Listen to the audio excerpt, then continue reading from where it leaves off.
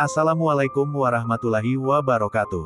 Kisah nyata seorang TKW asal Banten, nyaris kehilangan ginjalnya di negeri orang.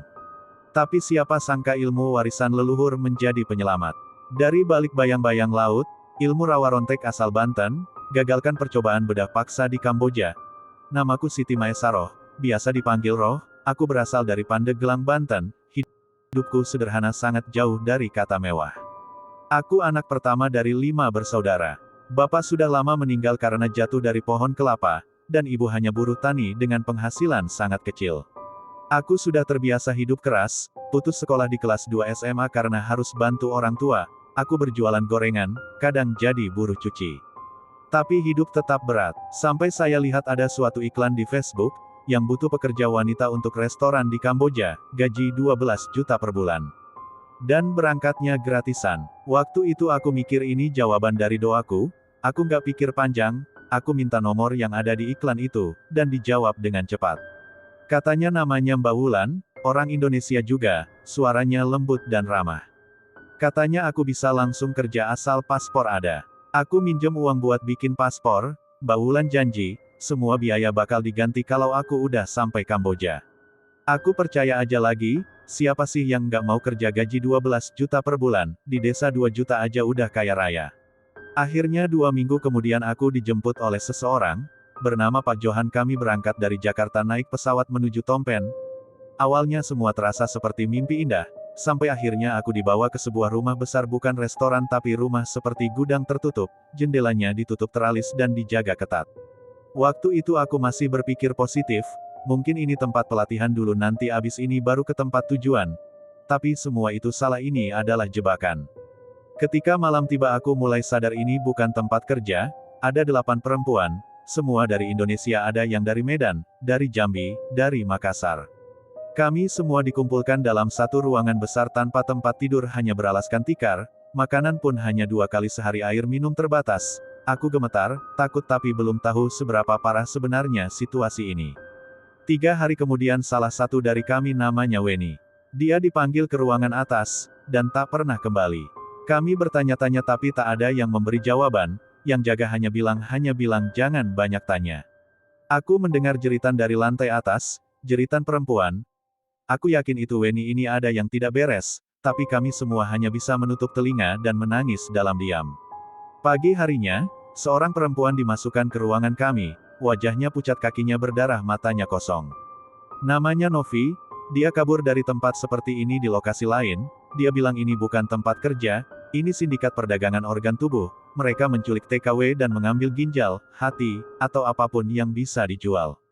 Yang mati dibuang ke sungai, yang masih hidup dibungkam dan dijual lagi. Aku muntah seketika, dunia akan runtuh. Aku tahu kalau aku tidak bertindak aku akan bernasib sama. Malam itu aku menatap langit dari sela-sela teralis, aku menangis. Aku berdoa pada Tuhan minta perlindungan. Aku bukan siapa-siapa tapi aku teringat pada pesan kakekku dulu, yaitu seorang jawara dari Banten, satu-satunya warisan buat kamu Roh, adalah ilmu rawa rontek. Gunakan hanya untuk melindungi dirimu, kalau sudah tak ada jalan lain bacakan doa ini dan dalam 3 malam kamu akan kebal dari senjata, tubuhmu tidak akan bisa dilukai, kalaupun dilukai kamu akan sembuh seketika. Waktu kecil aku sering melihat kakekku berlatih. Tubuhnya benar-benar kebal, pernah ditusuk tapi sembuh dalam hitungan menit. Aku tak pernah benar-benar percaya, tapi malam itu aku membacakan doa ilmu rawa rontek dalam ingatanku. Dalam tangis aku berserah. Hari ketiga Novi masuk, penjaga mulai curiga padaku, mungkin karena aku terlalu tenang. Aku sengaja begitu supaya mereka pikir aku sudah pasrah, padahal hatiku bergejolak. Akhirnya malam keempat giliranku dipanggil ke atas, tanganku diikat, aku diseret masuk ke ruangan penuh cahaya, ada 3 orang lelaki bule, 2 dokter lokal dan 1 perempuan berjas putih. Aku ditidurkan di ranjang operasi, nafasku tercekat, air mata mengalir, tapi aku tidak menjerit, aku hanya membaca doa dalam hati. Salah satu dokter menusukkan jarum bius ke lenganku tapi sesuatu yang aneh terjadi, jarumnya patah, dia coba lagi dan lagi tapi jarumnya selalu melengkung seperti menabrak baja.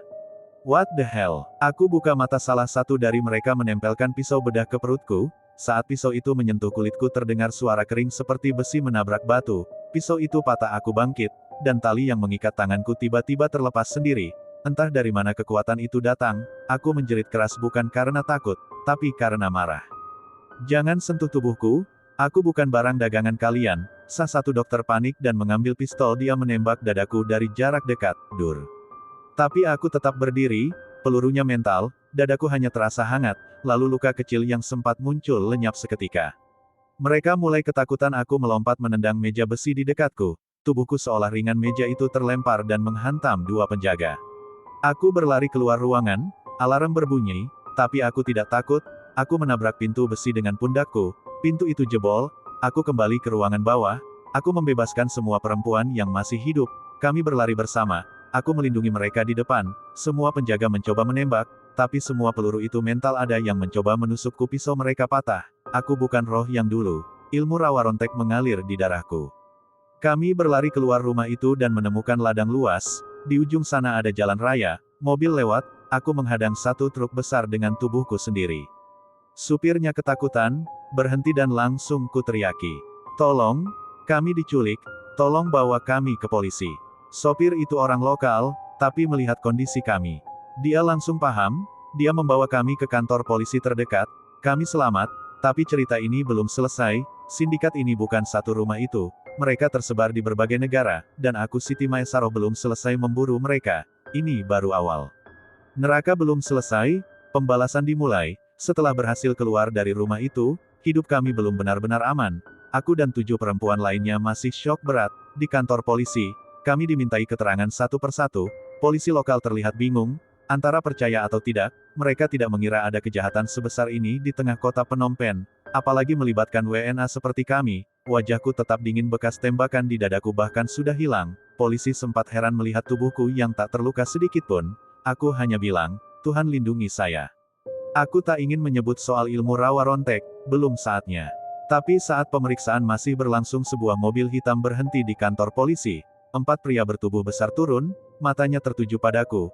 Mereka bukan polisi, bukan juga wartawan, salah satu dari mereka memegang ponsel, dan pura-pura menelpon.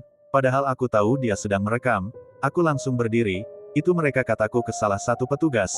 Polisi itu ragu, tapi saat melihat gerak-gerik mereka, ia segera mengusir mereka keluar. Tapi aku tahu, mereka bukan orang sembarangan, mereka antek sindikat, dan mereka tahu aku masih hidup, itu artinya nyawaku masih diincar. Besoknya kami dipindahkan ke Senter Perlindungan WNI di KBRI, Phnom Penh, di sana kami dijaga ketat, makan teratur, tidur tenang, suasana nyaman. Tapi pikiranku tak pernah tenang, setiap malam aku mimpi buruk, mimpi suara jeritan Weni, mimpi Novi berdarah, mimpi tubuhku dipotong, aku tak bisa duduk diam. Aku tahu sindikat ini tidak hanya ada di satu rumah itu, aku yakin Weni belum mati, aku yakin masih banyak TKW yang terjebak, dan aku harus bertindak. Sore itu aku menyelinap keluar dari shelter, aku tak ingin teman-temanku tahu, aku menelusuri kembali jalanan tempat kami dulu kabur, aku menyamar pakai hoodie hitam dan masker, aku menyamar sebagai perempuan lokal, bahkan bicara campur bahasa Khmer sedikit-sedikit yang aku pelajari dari supir truk waktu itu. Aku menyusup ke daerah pasar gelap di kawasan tempat banyak buruh ilegal dan imigran gelap berkumpul. Di sana, aku menyamar sebagai pekerja restoran yang sedang cari saudara hilang dari satu warung ke warung lain. Aku kumpulkan informasi.